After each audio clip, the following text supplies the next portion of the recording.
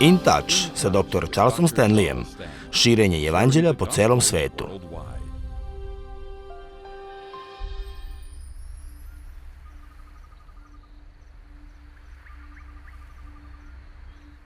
Kada nebesa tvoja gledam, delo prstiju tvojih, mesec i zvezde što si ih postavio. Šta je čovek da ga se sećaš? Sin čovečiji da ti je do njega stalo.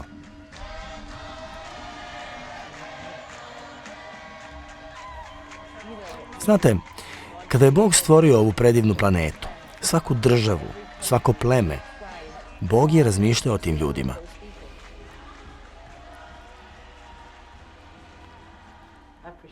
Cenim to. Čujemo se kasnije, zdravo. Bog je bio dovoljno milostiv da nam omogući život u našim zajednicama, sa svim tradicijama i različitim stvarima. Međutim, evanđelje prevazilazi sve to. Oni su Božja deca. Ja i In Touch smo pozvani da im ispričamo Božju priču. Možda ne na jeziku koji svi razumemo, nego na jeziku koji oni razumeju. Dok slavimo 45 godina, poučavanja doktora Stanleya su prevedena na više od 100 jezika. Zdravo, buenos dias, Božji narode. Odrasla sam u Keniji i velika mi je radost prenositi ovo evanđelje tamošnjim zajednicama. Zato što sam bila i još uvek sam deo te zajednice. Veoma smo uzbuđeni jer smo ove godine premašili broj od 1,2 miliona uređaja koje zovemo Messenger, koje smo podelili širom sveta. Preko njega možete čuti istu poruku iznova i iznova na vašem maternjem jeziku.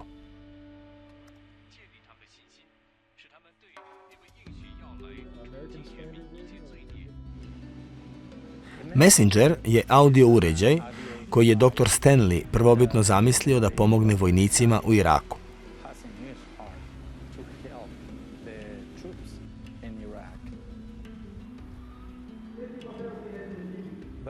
Ali nakon nekoliko godina naše vođe su dobile ideju da napravimo i pošaljemo još Messengera, ne samo u Irak, nego da ga prevedemo i na druge jezike i dosegnemo i druge ljude.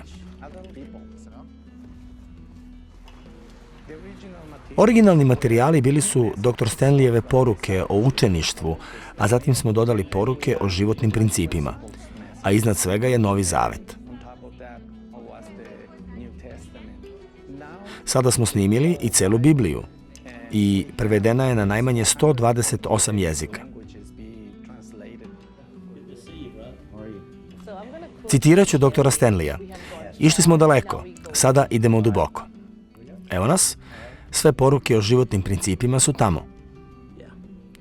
Ljudi su dolazili nama i pitali nas, možete li doći i učiti nas o stvarima o kojima pričate?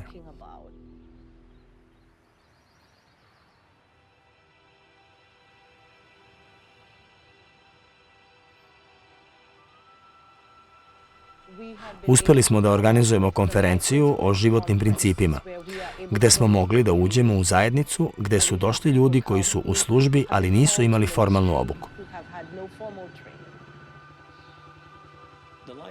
Konferencija o životnim principima proističe iz 30 životnih principa doktora Stanleya, koje je razvio tokom godina svog života i službe. On je prikupio te principe i napisao ih u jednostavan priručnik za učenje. Efikasan je jer je veoma praktičan. Obično pokušavamo da organizujemo te konferencije u zemljama u razvoju ili nedovoljno razvijenim zemljama, gde pastori nemaju priliku za formalnu obuku. Međutim, mi im dajemo resurse, dajemo im kopije svih naših beležaka i celokupan priručnik za nastavu. Dajemo im tablet sa virtuelnom seminarskom bibliotekom, tako da oni mogu da unaprede svoje propovedanje i podučavanje svojih zajednica. Neverovatno je samo posmatrati ove pastore koji nikada nisu imali formalnu obuku, kako se vraćaju i unapređuju svoje podučavanje. Tehnologija je divna stvar. Bog može koristiti tehnologiju i vidim da je On koristi kroz tablete koje delimo ovim pastorima. Dr. Stanley kaže da za Boga moramo raditi najbolje što možemo. tako da se svemu prilagođavamo i nadmašujemo sekularne standarde i koristimo to na slavu Božiju. Imamo odgovornost da obuhvatimo celu zemlju. Isus je rekao da će evanđelje o kraljevstvu biti propovedano svim narodima, tako da smo zauzeti radeći ono na što nas je Otac pozvao da radimo. Možeš da budeš spasen bez obzira ko si i šta si. A Bog nas je pozvao da dođemo do vas gde god da se nalazite. Ako nam Gospod dozvoli, doći ćemo u vašu zajednicu i moći ćete da čujete Isusa. To je zaista neverovatno.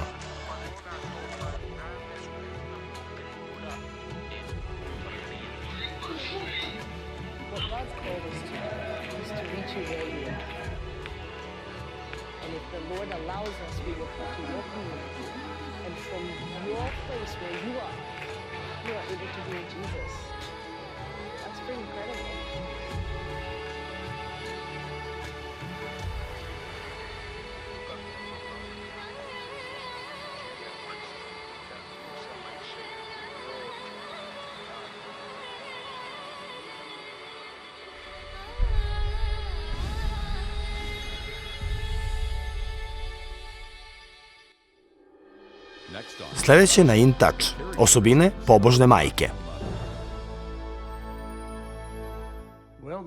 Postoji mnogo majki u Bibliji. Neke su dobre, a neke baš i nisu. Razmišljamo o majkama i koliko su one važne za celo naše društvo.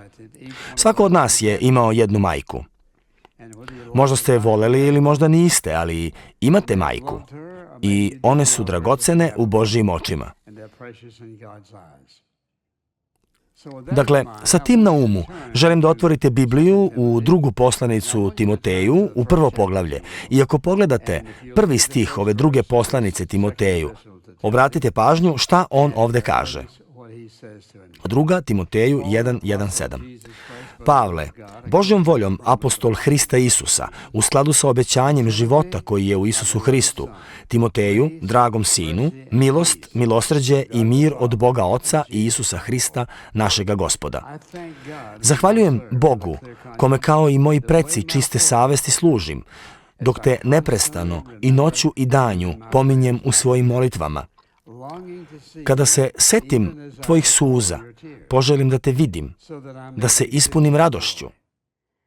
Sećam se tvoje nelicemerne vere, koja je najpre prebivala u tvojoj baki Loidi i u tvojoj majci Evnici, a uveren sam da je sada i u tebi. Zato te zbog ovakvog odnosa podsjećam. Rasplamsaj milosni dar koji ti je Bog dao kada sam na tebe položio ruke. Jer Bog nam nije dao duha plašljivosti, nego sile ljubavi i razboritosti. Pavle verovatno piše Timoteju jer je bio obeshrabren crkvom. Dakle, razmišljajući o tom stihu i razmišljajući o tome koje su karakteristike pobožne majke, kako izgleda pobožna majka, mogli bismo pričati o lepoj majci, bogatoj majci, mladoj majci, o svim vrstama majki. Ali šta je sa pobožnom majkom? Da li to znači da je savršena? Ne, ne znači to. Ali to znači da ona ima u sebi kvalitet koji je izdvaja od većine. Pobožna majka. Pobožna majka je majka koja se moli i čita Božju reč. Možda ne svaki dan, ali to je navika koju ima. To je njena navika jer je prihvatila Isusa Hrista kao svog ličnog spasitelja. Ona veruje u Božju reč i zna da će joj instrukcije u Božjoj reči pomoći da bude bolja supruga i bolja majka kada bude imala decu. I ne samo to. To će uticati na sve u vezi nje. Uticat će na to kako se oblači, kako se ponaša, kako radi, na to kakva je supruga i kakva će biti majka. I to je Božja namena za svaku majku, da bude pobožna, ne savršena, nego pravedna. Njeno ponašanje, njen karakter, njen govor, sve da bude u skladu sa Božjom rečju. Ne znači da će biti kao i drugi, da će izgledati kao drugi ili da će raditi ono što drugi rade, ali ona je pobožna žena i njen život je ukorenjen u Božjoj reči i u molitvi. To je razlog zašto tako dobro odgaja svoju decu. Oni su odraz nje same. Drugo, razmišljam o ovakvoj majci. Ona je majka koja je naučila da se pouzda u Boga za svaku potrebu u njenom životu, jer čitajući, razmišljajući, moleći i meditirajući nad Božjom reči, ona prepoznaje Božje obećanja. On je dao mnoga obećanja u svojoj reči da će ispuniti potrebe.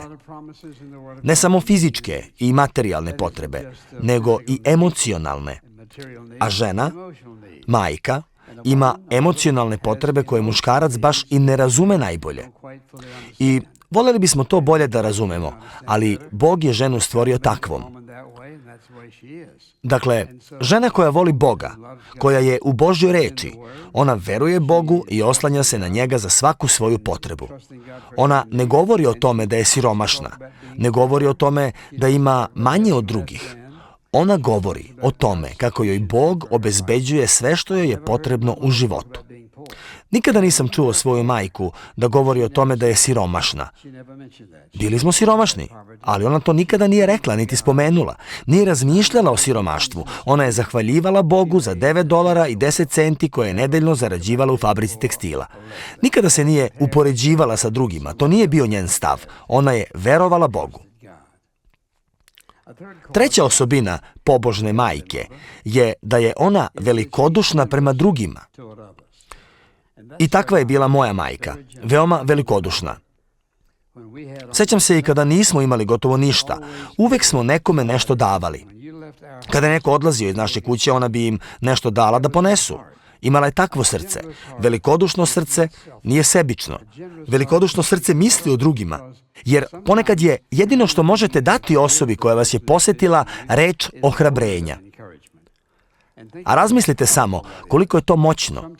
Nekada je reč ohrabrenja vrednija od novca ili neke pozicije u životu. Postoji nešto u tvom karakteru, nešto u tome ko si ti, nešto u tvom duhu, nešto u načinu na koji se ponašaš. To znači da je pobožna majka ona koja je velikodušna prema drugima i razume pravo značenje velikodušnosti i zna kako da upućeni komplimenti imaju uticaj na ljude. Ona ih podstiče i pomaže im da rastu. Svima nama treba podrška i ohrabrenje, jer niko ne želi da bude potcenjen. I ne samo to, ako majka može, ona će biti velikodušna prema svojoj deci, mužu i drugim ljudima. Sećam se kada su nam neka deca kucala na vrata za vreme Velike depresije i pitali nas da li imamo viška hleba. Možda nismo imali viška, ali moja majka bi im dala komad bez obzira da li smo imali ili ne. Takva je jednostavno bila. Bila je velikodušna žena. Velikodušnost je pobožna osobina.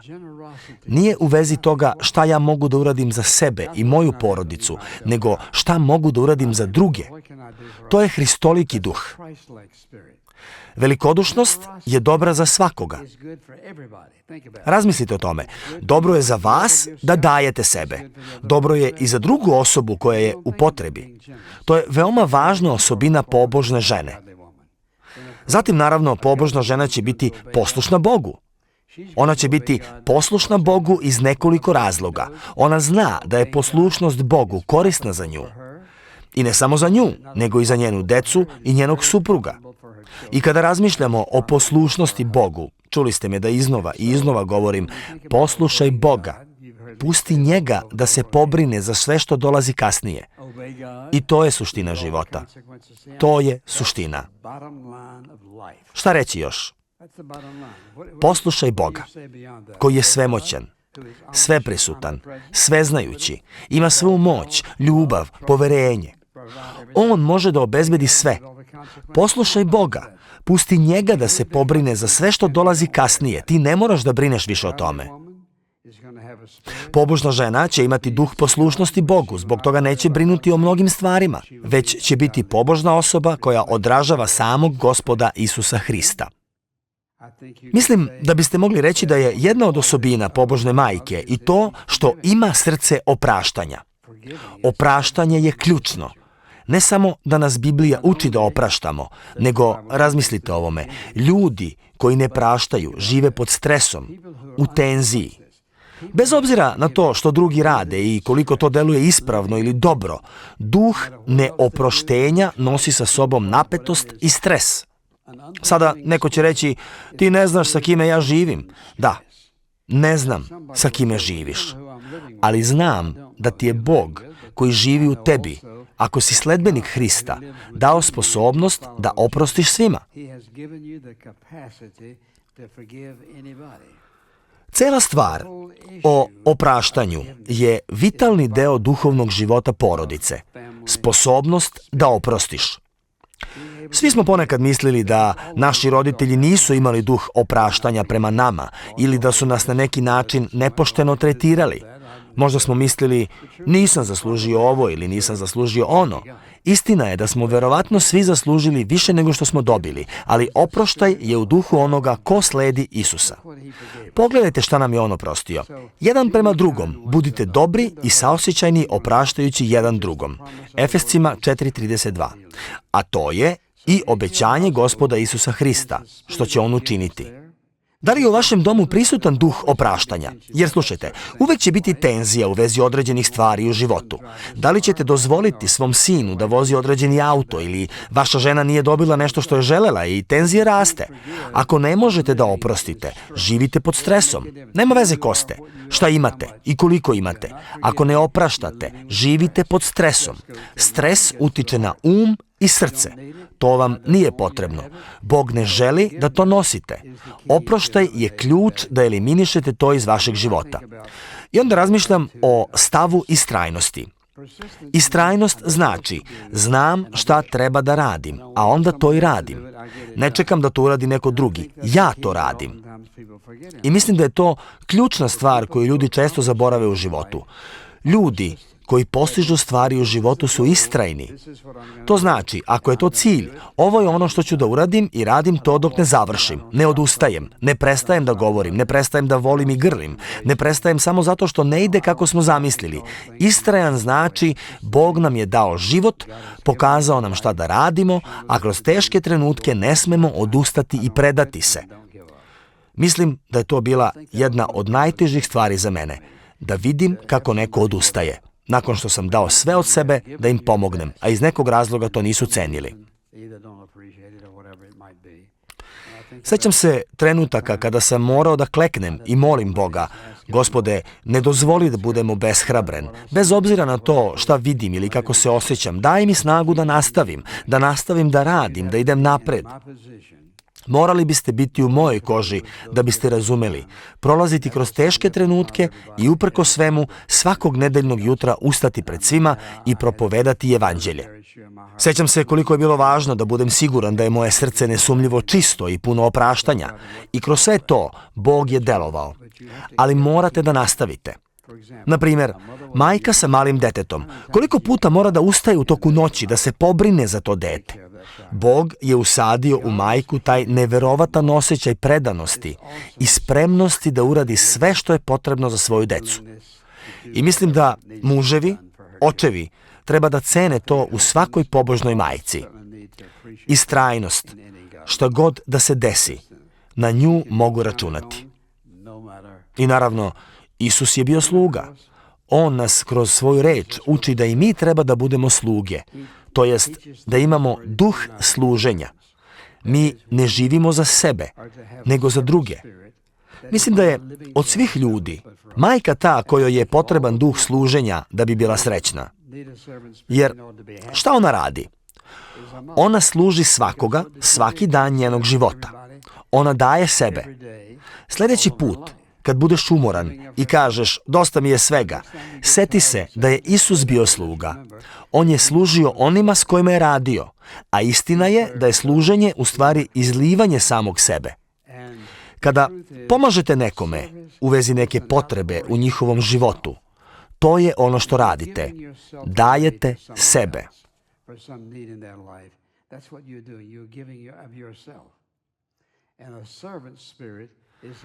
A duh služenja je pobožan duh. I ne samo to. Duh služenja ide mnogo dalje od duha sebičnosti. Bilo da je na tvom poslu, među prijateljima ili bilo gde drugo, duh služenja ne postavlja pitanje kako se to uklapa u moj raspored, kako se osjećam, šta ja imam od toga. Ne. Duh služenja je ovo. Šta ja mogu da uradim za tebe? Kako mogu da pomognem? Vi služite živog Boga služeći svoju porodicu, a duh služenja je pobožan duh. Dakle, govorimo o pobožnosti. Zatim bih rekao da živi urednim životom. Uredan život je organizovan život. To znači da postoji raspored. Razmislite o maloj deci koja moraju da ustanu i idu u školu, a imaju samo 6 ili 7 godina. Morate imati raspored kojim se rukovodite. Ako niste organizovani, slušajte, tamo gdje nema organizacije dolazi do konfuzije, frustracije, anksioznosti, tenzije, stresa i svađa, jer to je suština. Uredan život je organizovan život. Ona zna šta treba da uradi, kako će to uraditi, koliko će vremena to trajati i ide ka tome da to postigne. I ako razmislite o ovome, kogod da ste i kakav god roditelj da ste, vaša deca će ispoljiti neke vaše stavove i navike. To je stvarnost života. Roditelji ne mogu zanemariti svoju decu i reći, bit će sve u redu. Ne. Postoje granice, stavovi i navike koje moraju biti usađene u svakoga od nas. Zatim, treba da bude ona koja ohrabruje.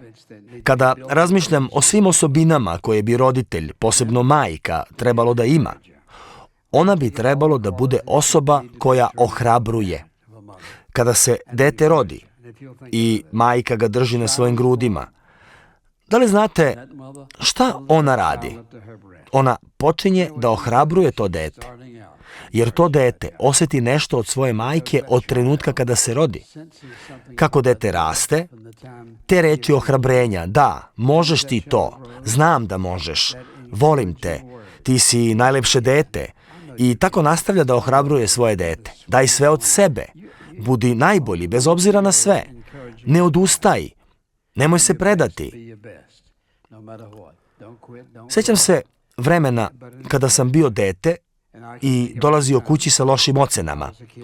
Nisam bio baš najpametniji.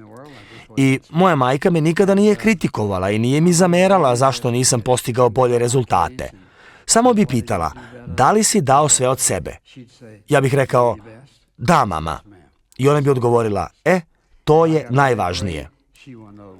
Ako bih imao lošu ocenu, želela je da zna samo jedno. Iako sam dao sve od sebe, bila je srećna. Uvek je imala reči ohrabrenja, nikada reči koje bi me obeshrabrile. I postoji nešto u tome da budemo oni koji ohrabruju. Sjećam se trenutaka kada bih bio obeshrabren iz raznoraznih razloga. Ona je uvek imala pravu reč. Svaka majka treba da bude ona koja ohrabruje. Možda ćete reći, pa ne poznaješ moju decu. Znam ovo. Znam moć ohrabrenja. Moj muž me ne ceni. Znam moć ohrabrenja. Postoji nešto u ohrabrenju. Ono šalje poruku, da, možeš, da, hoćeš, verujem u tebe, pomažem ti, možeš da računaš na mene. Postoji nešto u tome što potpuno menja celu atmosferu u kojoj se nalaziš. Zatim, spomenut ću još jednu stvar, a to je verovatno jedna od najtežih stvari, voleti bezuslovno. Taj bezuslovni deo stavlja to u potpuno drugu kategoriju. Imao sam ništa mi se nije sviđalo kod njega, niti sam želeo da budem u njegovoj blizini, ali bio je tu. I morao sam da naučim šta znači voleti nekoga ko mi se ne dopada.